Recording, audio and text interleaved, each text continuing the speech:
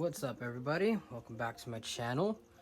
So from the title of the video, today we're going to be talking about investment plans and how I think they can somewhat be better than the stock market, if not beat the stock market in some price points and the value of these plants.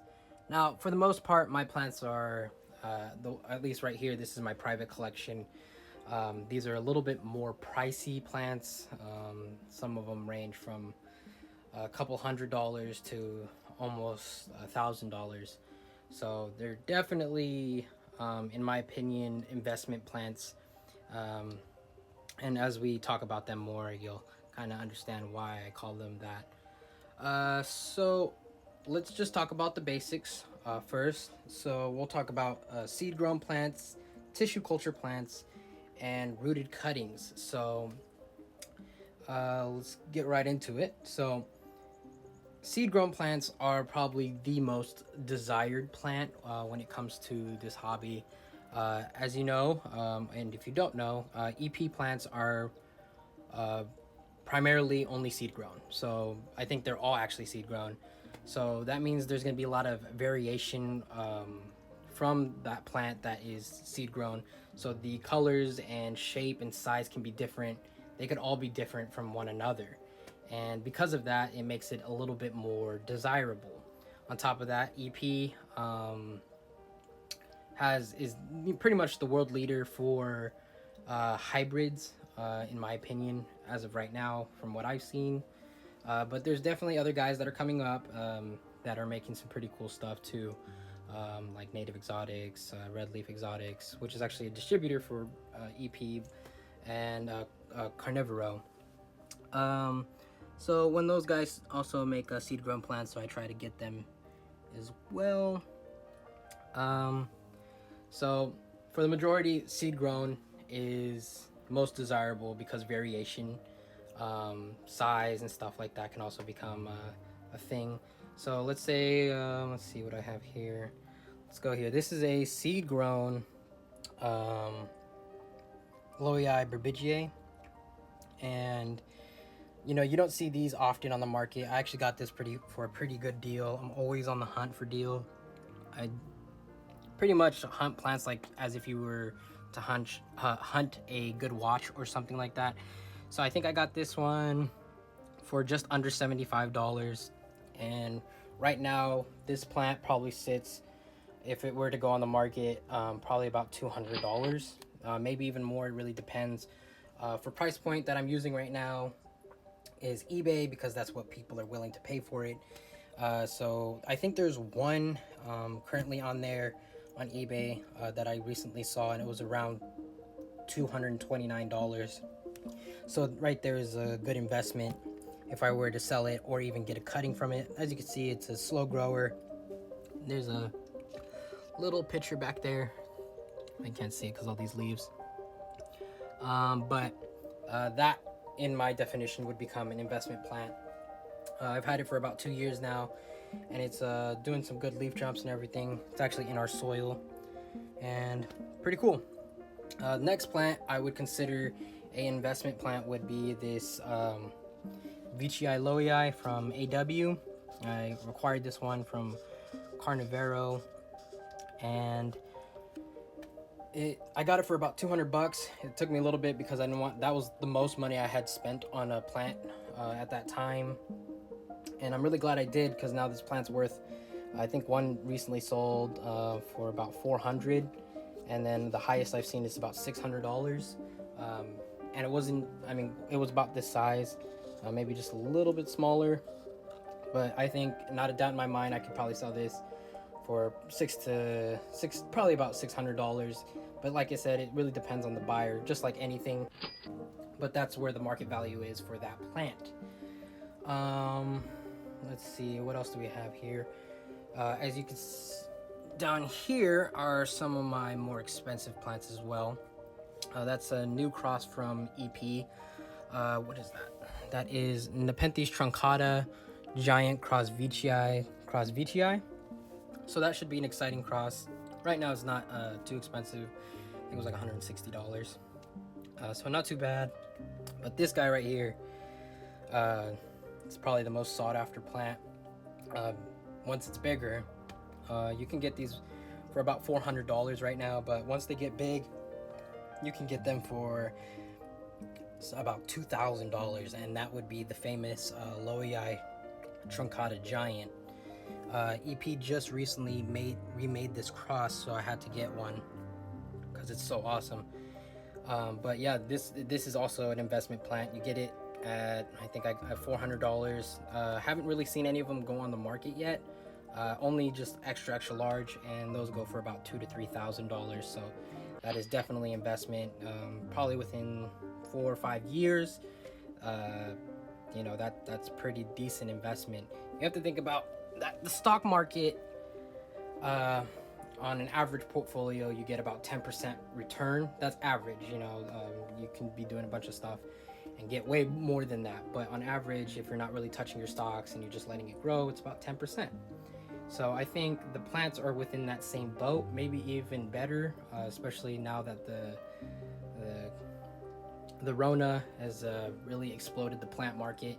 Even philodendrons, and I can't really think of the other name of these plants because I'm not really too heavily invested in those yet. I am very interested, but even those plants can, I think some are even worth like $7,000. It's crazy, and people are buying them up quick. Obviously they're extremely rare, but that's just the name of the game. Here's another plant for an example. I think this is going to be an amazing investment as time goes on. I got this plant around $300. This is Nepenthes hamada cross Edward Sienna. I had a bunch of pictures on it, but they all like simultaneously died. We got some good leaf jumps here. But I think this plant will be worth upwards of $800 once it gets bigger. You know, for bigger examples of that, yeah, for sure, $800 all day, depending on the market. I think it could even go higher than that. Next up, I would say another investment plant would be Nepenthes trusmariensis. I got this from Predatory Plants. I'm not sure if this is a seed grown. I'm pretty sure it's not. It might be a clone from AW. But that plant right now easily can sell for around $400. Just small babies sell for about $200. So something like that, easily $400, maybe even more. So definitely something cool. All right, so that's pretty much the majority of the plants I showed you are seed grown, except probably that guy and this guy, next we're going to talk about the tissue culture plants. Now, tissue culture plants mean that they were grown in a lab. For the most part, they're not grown naturally, like in dirt and stuff like that. They're first grown in like a gel-like substance. I don't know too much about tissue culture, but yes, they can be desirable for sure, depending on what cross it is or something like that. But for the most part, they're pretty available to get, because you know, once they go into tissue culture, they go into cultivation, which in a sense means that they are a lot easier to get, and there's an abundance of them until, let's say, they are, you know, taken out of tissue culture, and then they become somewhat rare. So this here is a BE plant. So the majority of BE plants are tissue culture. So they're grown in the lab, but they are still, you know, really nice to look at. And this I actually got for about $30.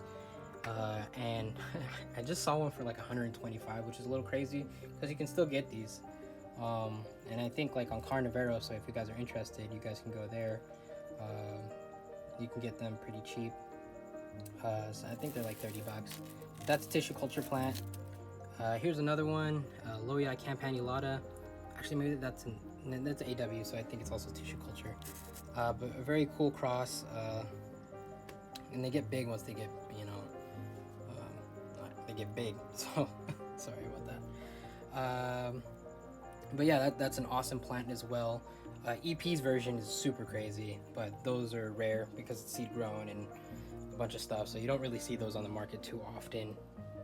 Do I I have any. Native Exotics has a lot of tissue culture stuff, but they also have seed grown. So this is a seed grown dubia. It grows a little funky for me sometimes. I don't know why, but I have to play around with where I want it to be. I've grown it in lowland. I've grown it in highland. I haven't tried ultra highland, but we'll have to see.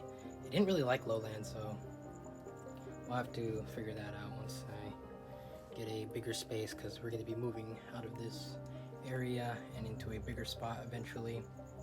And all my plants will be in one place instead of like upstairs, downstairs, and all over the place. I just usually show this part because it's easiest to, and because currently we live with other people, so if I were to make a video down there, there's a bunch of people and a bunch of noise. So this is my little sanctuary that I got to myself. Alright, so that's pretty much tissue culture. I don't have too many tissue cultures for the most part. Like I said, I try to get mostly seed grown. I really don't have any seed grown. Oh, okay, here's a Nepenthes in my tank here. Nepenthes Vicii Barrio. It's a 3734. That's a lab grown plant. An awesome cross. Pretty much when you get a lab grown or a tissue culture plant, you know what you're gonna get. You know you're gonna either get a female or a male. There's not too much variation within what it's gonna look like. For the most part, they all look the same, which is it's good, you know, because if that's exactly what you're looking for, that's exactly what you're gonna get. And there's absolutely no problem with tissue culture. I know there's like a whole big old debate on tissue culture versus seed grown, and it's pretty funny. But for if you like, you know, love the passion of plants, it really doesn't make too much unless you want rarity. Then that's where it comes into play. Okay, so the last one I want to talk about is rooted cuttings. So rooted cuttings is can either be from a tissue culture plant, or it can be from a seed grown plant, which is technically a clone. So this here is my Nepenthes Trivii Red Queen. I'm gonna just leave that right there. And this is a rooted cutting. As you can see, it's starting to produce new leaves for me and everything. Hopefully a picture pretty soon. And that came off of a mother plant. So all it is just a cutting from a large plant. This is a cutting that is my Loei Vicii Burbigiae Red, acquired from Red Leaf. And they're just rooted cuttings. So like I said, it just comes off a mother plant, either from tissue culture or seed grown. And usually when you get something like that, you also know what you're pretty much going to get. You just have to look at the parent plant that it came off of. So not too crazy. But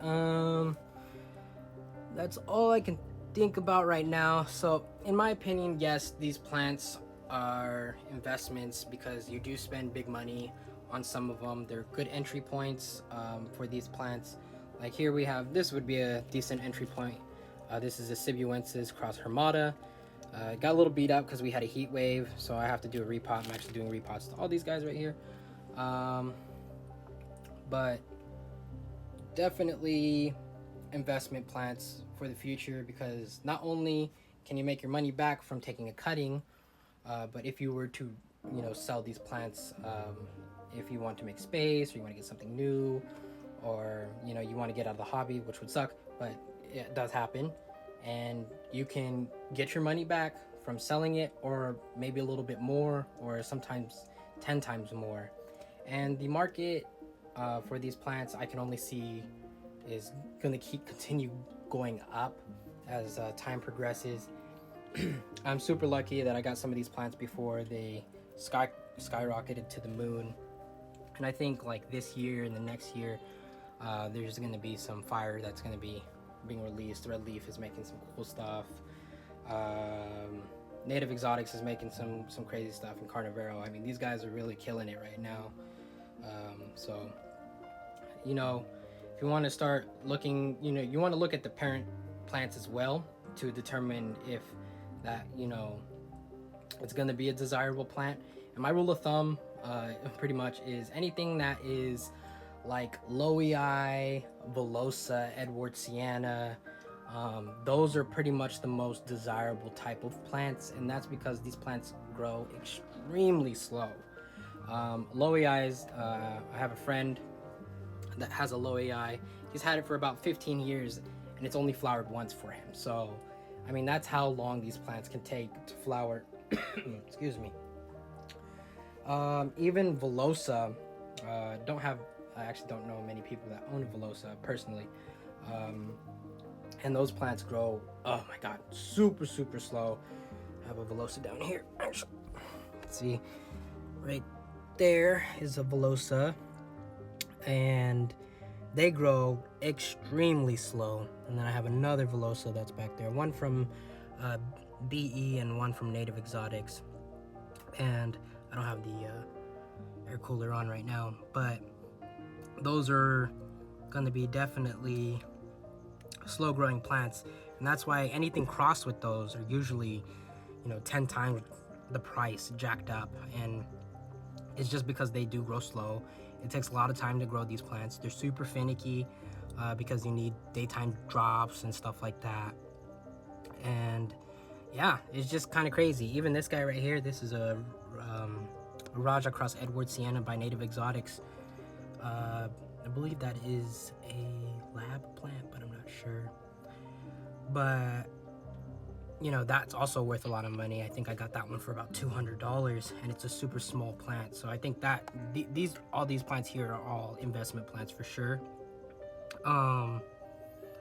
Let's see here. That guy right there is red hairy hermata. It was just renamed actually as a new species, the red hairy hermata. I think the name is like, I forget the name, but we'll just keep calling it red hairy hermata just for now until I figure out the name. But that plant, look how small it is. It's like no smaller than my nail, and that guy is worth $400 just sitting there. And I've seen some already sell for around $700. So instantaneously, that plant is worth double. And I think there's two in a little clump there. So definitely, for sure, an investment plant there. But like I said, that guy is super slow growing, and you don't really see those often in up for sale. And when you do, if you do see one for sale, I would snag it up because they are super cool in person.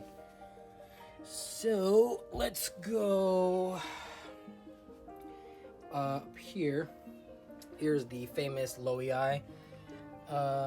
Anything pretty much crossed with Loei is worth money because that guy also grows super slow, and they're pretty desirable. But the king of desirability, size and everything is obviously Veitchii. This was a little bit of burn, but I have a new picture here. Veitchii, more specifically like candy, are worth thousands of dollars. I've never seen one under $1,000. If you do see one for under $1,000, they're snagged up super fast. And more specifically, the one that I'm talking about is actually Candy Dreams. Candy Dreams, Red Leaf Exotics has one, and I believe Carnivero, but I'm not sure. But those are worth easily $3,000, $4,000. I'm pretty sure if someone were to offer anybody like Red Leaf or something like that for a full mature Candy Dreams, it'd probably be worth. I can't even think about how much it would cost. I would say upwards of maybe $7,000, but I don't know. It just depends on how much the seller would want to sell it for and how much the buyer would want to buy it for. So it's for sure just if there's a market there, but it's crazy when it comes to these plants on how much they're worth now. But yeah, I don't know if all of my plants are going to be worth a lot of money in the future, because some of them can enter tissue culture, but there's not too many people doing it, and for the most part people love the seed grown plants. And at first I didn't really care, I was like, seed grown versus tissue culture, they're the same. But now now I'm buying only seed grown, and I've become a seed grown snob, unfortunately. But actually it's not unfortunate because I love this stuff. But Yeah, let me know your guys' thoughts. Do you think these plants are investments for the future? Can you see the price of these plants going up even higher than they are right now? Personally, I think so. I think uh, because I am in the reptile trade, and ball pythons, their type of morphs sell for thousands and thousands of dollars.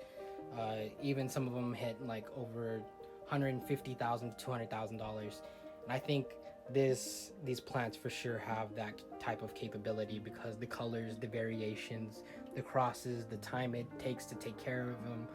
I mean, even throughout this video, I have a bunch of humidifiers on to make sure that temperatures are stable, and that just adds to the quality and the scarcity. You can't just randomly have these plants.